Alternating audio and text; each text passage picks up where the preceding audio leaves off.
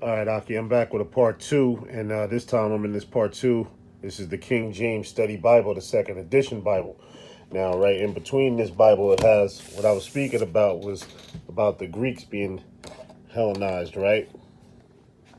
Or Israelites that were Greeks that were Hellenized. Now, Paul was going to those Greeks that were Hellenized. Now, here's the part of it here. See, you have in between the New Testaments, and they got all this information here.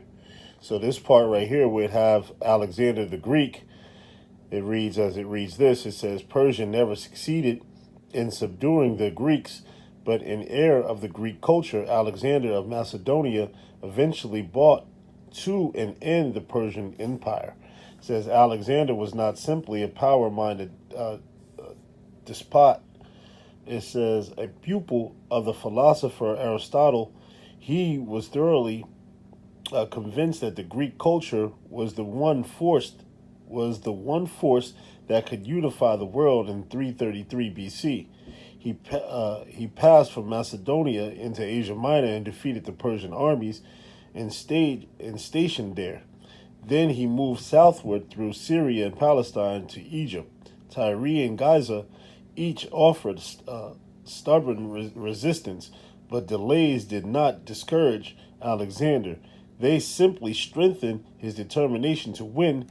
There was no need for. All right, it goes on. So read on. All right, it goes on. It says a campaign against the Jews, and legend made that Alexander, a friend of the Jewish people, Jedua, Jedua, the high priest, is said to have come out to meet Alexander, telling him of Daniel's prophecy that the Greek army would be victorious. Daniel 8. It says, although historians did not take the story seriously, it does illustrate the friendly feelings between the Jews and the Macedonian conqueror. It says Alexander permitted the Jews to observe their laws, granted them exemption from tribute during sabbatorical years, and when he built Alexandria in Egypt in 331 BC, he encouraged Jews to settle there and give them privileges comparable to those of the Greek subjects. Alexander was welcomed into Egypt as a deliverer from Persian empire oppression.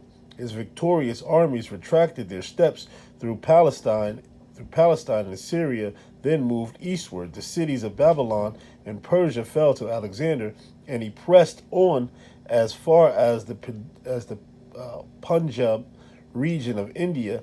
Although mighty in battle, it was the Hellenistic culture rather than Macedonian rule that was Alexander's legacy to the Middle East.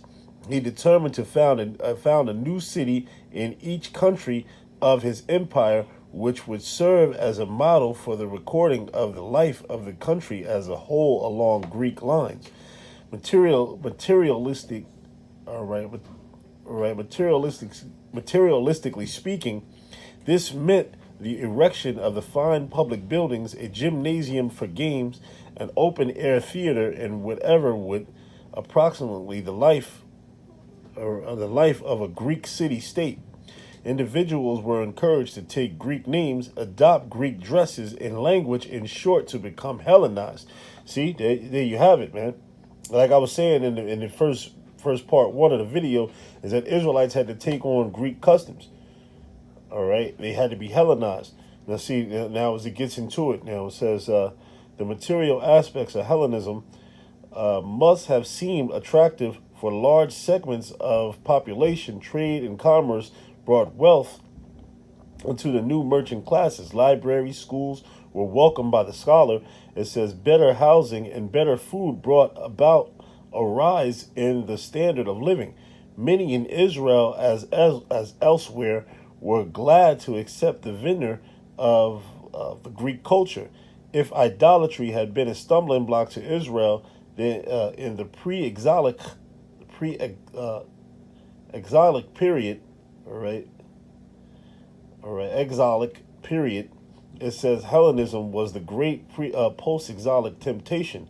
A 3rd century BC writer observed in recent times, under the foreign rule of the Persians, Persians and then of the Macedonians, by whom the Persian Empire was overthrown, intermingling with other races, have led to many of the traditional Jewish ordinances, which was Israelite ordinances, losing their hold.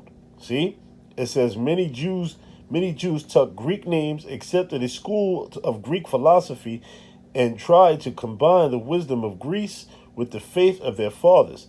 Others resisted Hellenism and became more and more engrossed in the study of their law. It says, at the age of 33, Alexander died in Babylon. For the number of years, the future of the Near East was uncertain, but the generals succeeded in dividing the empire among themselves, and the tide of Hellenism increased, while the Ptolemies of Egypt and the Seleucids of Syria fought among themselves for the land and power. They were in complete agreement concerning their cultural mission. The historian W.W. Turan says that Alexander so changed the world that nothing after him could be as if it was before. So there you have it, bro.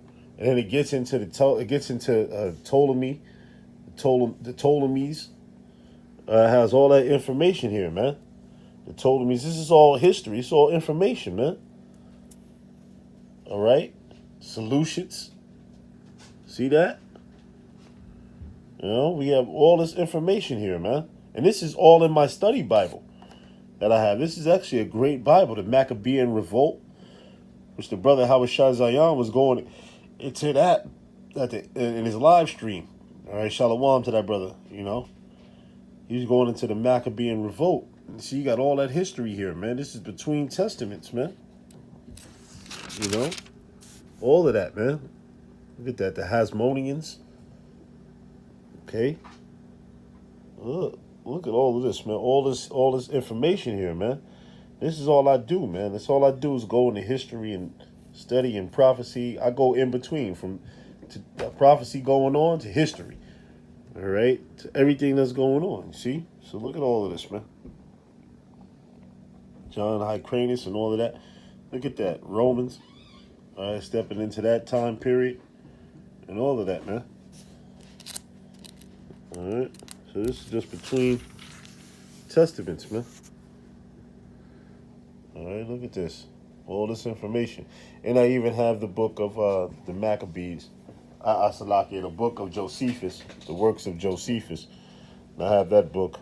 You know, that's a great book as well. There's a lot of history in there. Certain things you gotta, look into. Don't go into, but yeah, man. So yeah, I just wanted to show you, brothers, some of that right there. Hey, right there, I'm gonna give all praises and glory and honor to Yahweh, Ba'ashem, Yahweh Shai, Ba'ashem, Havakal Kodash. And double honors to the apostles and elders of Great Millstone and Ruel. Peace and blessings and salutation to the hopeful elect, the Bayath, Dawadah, the house of David. All right, Shalom, Akim. Until next time.